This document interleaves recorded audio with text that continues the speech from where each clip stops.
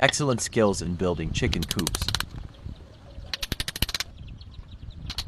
This time we will make a chicken coop door using leftover wood and used plywood. Cut the kit to the desired size, then assemble it into one.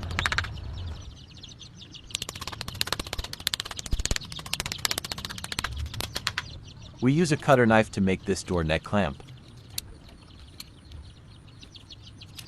Then we also attach the hinges to open the lid and also this tiny lock. After everything is done,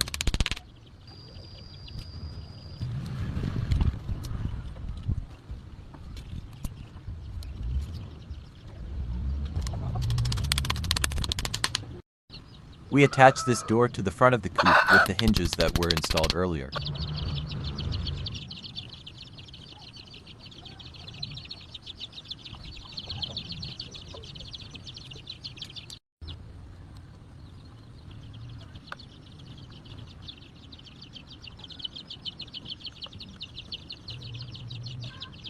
And we have the door and the front of this chicken coop.